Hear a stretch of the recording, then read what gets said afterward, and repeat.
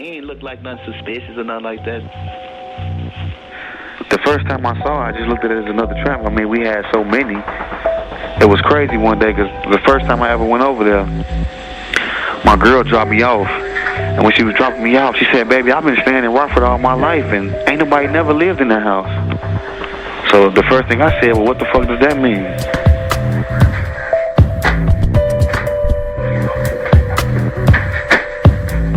You see furniture coming in, and Duck, and Little Steve, and Bradford Dotson, and Ambrose Jones.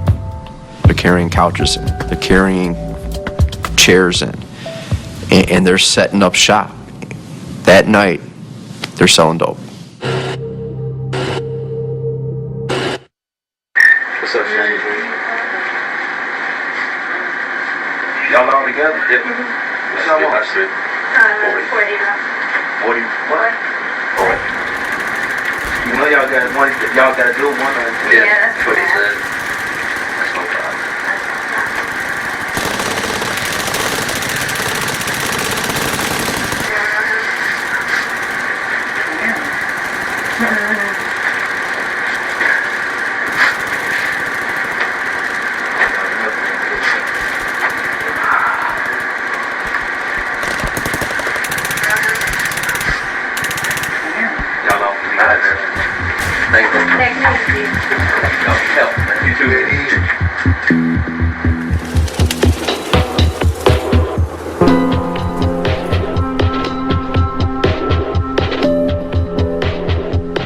Putting video and audio in a living and breathing drug house and turning the keys over to the gang when you wanted to turn them over, that had never been done before.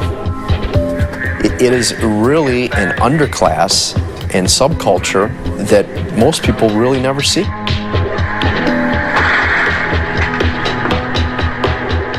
I remember a phone call that I received from Barry Cunningham when I wasn't in the monitoring room. And Barry's words were, "We're in the hornet's nest here." Dude jump out the car again twice. I'm squeezing at his ass. He get low. I jump out, running at his ass. Yeah, you was squeezing at his ass. Boom, boom, boom, boom. Put that little shit up, got to run. They pulled it off left. I ain't never seen no shit like that, boy. Man, come on. That's a 10 millimeter. Ain't no 10 millimeters, that's 947. Bomb. Rocky, boy, see them rockets in there. Oh, you talk like a motherfucker. I've been working narcotics for many, many years and spent countless hours on surveillance, whether or not it's in the back of a van or a squad car, sitting back with binoculars watching drug houses or watching people deliver drugs or purchase drugs. So you always had a good concept of what it was like from the outside, but you never knew what it was really like on the inside. Well, this gave us the opportunity to take an inside seat in that drug house and determine exactly what was taking place. Give me a light. Yeah, give me two more. There ain't one in the head, is man! Ooh, you a fucking duty, man. Just because you ain't see it, it could have been stuck in the chain. Cock it back, Mons. You could have popped it. I decocked it, Mons. I was going to shoot you right back. You would have shot me right in the balls. This a decock, Mons. Look at it. This boy's slick. It's just beat up. That guy got a body on it. This motherfucker. You know I have. This guy got a body on it? Hell yeah. This guy got a body on it? I'm sitting out here with that gun. It's hot. It's hot. Man, this gun is hot, motherfucker. Gee, look at this, man. I was here from about 5 o'clock in the morning every morning until midnight, 2 o'clock every night. It was just miserable, hot every day. Everybody was miserable. Everybody was complaining at me because I was the guy supposed to be handling the gear and I just couldn't keep it cool enough. It was a learning experience, I think, for everybody there. This is the first time you actually saw what happened in a drug house. They were just living like regular people live. Watching TV, playing video games, visiting with their friends. Just that normal life was interrupted by selling drugs and playing with guns and counting money. Yeah, different gun. I was through that motherfucker. Man, I was. Ooh, look at it. If there's not criminal activity going on, then the court order provides that you have to turn off the recording devices. Most often, everything that was going on in that house was criminal in nature because there was almost always drugs around or a gun in the room. Almost everybody was a convicted felon, so everything was criminal in nature.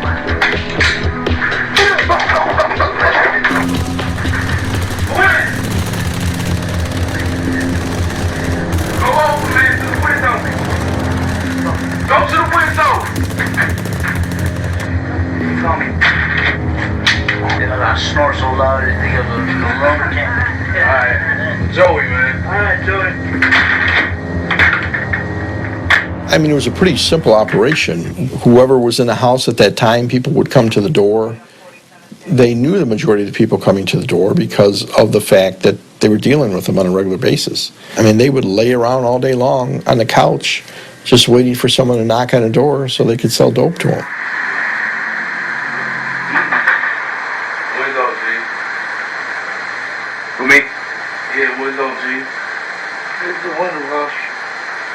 The window. I'm gonna get the window. What's wrong with the window? What's wrong?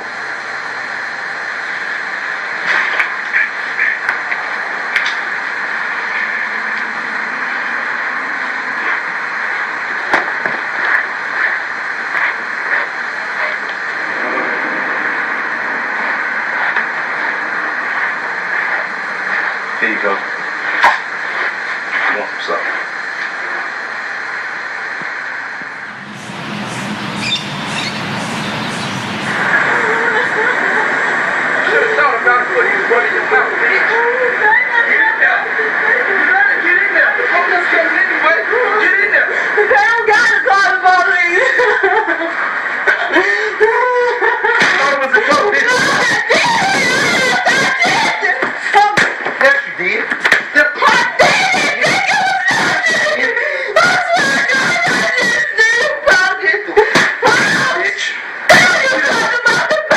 something?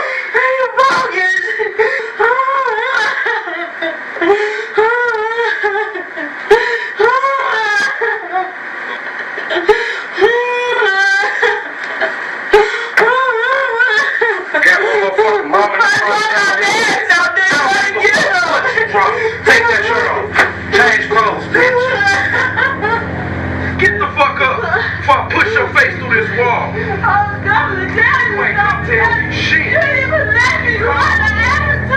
Talking that shit, get the fuck up. You bad, and I'm not gonna tell you again. Put that refrigerator on your head, bitch. Get up.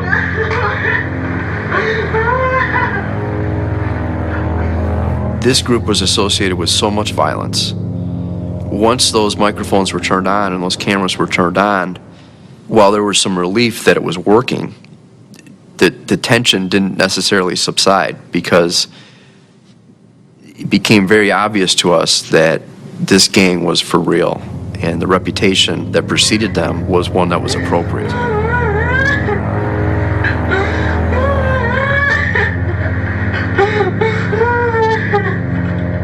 The last thing in the world we wanted to do would bring violence to a neighborhood. I mean, we set this house up. So, God forbid we brought violence into the neighborhood and somebody got hurt. We were always concerned about that. That was something that we had to keep in mind, and we couldn't let it get out of control. Now it's about to get real in the field. Oh shit. Bring fully all those out and let us just Tear this motherfucker up. Start tearing the motherfucking projects up. it's gonna get ugly. For real. Put your helmet on. Put your 3D glasses on, pussy, because you know we coming straight at you. Every evening, the shit would hit the fan. I really can't think of a better way of saying it. The shit would just hit the fan. Several times, they'd just jump up and say, let's go shoot so-and-so. And you'd just be like, okay, now we got to stop this. And usually they'd end up talking about it for 5 minutes, smoking dope, playing video games, and forget about it. So you didn't have to do anything. It took care of itself. But nevertheless, it was every night. Every night.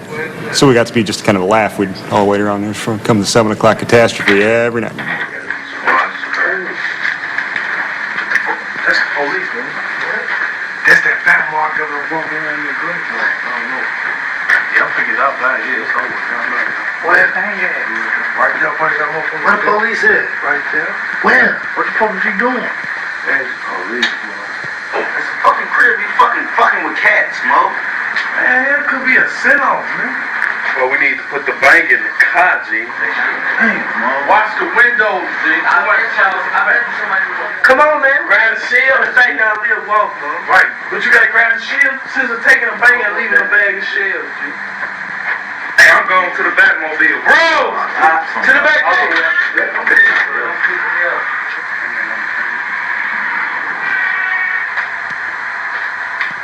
Who live right there? Man. I'm sure. You sure? Need curtains. Yeah.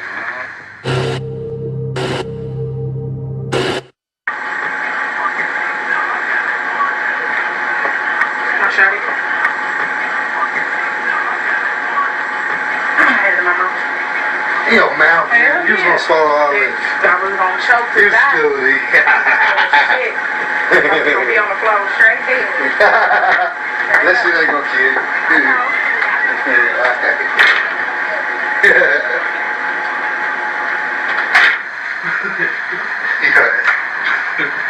We said the best dope in rock. They got you all on thing. You got them both. You got the best dope in this here. Y'all play it back like, we got the best dope in rock for about the month. Yeah. As we gonna be here in club. We got the best dope in rock. We gonna be playing this shit. Oh, repeat that little thing. We got the best dope in rock. We got the best dope in rock.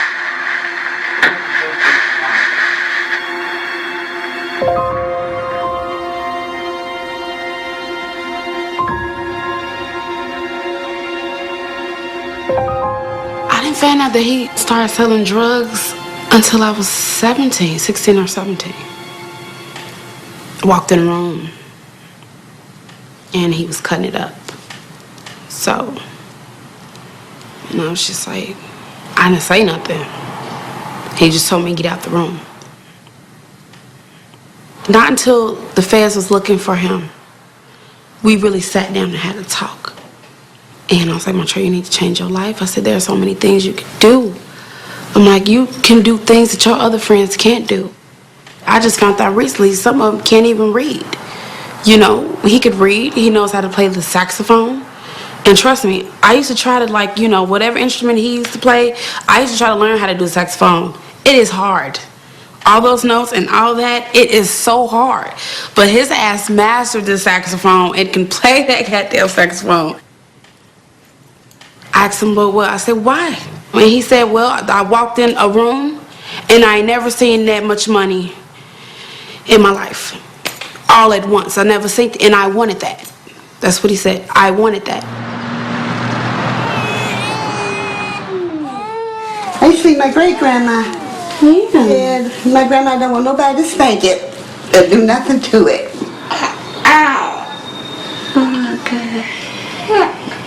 This is our little family. Montreal, we love him too, even though he's in jail. I miss him. Yeah, I do too.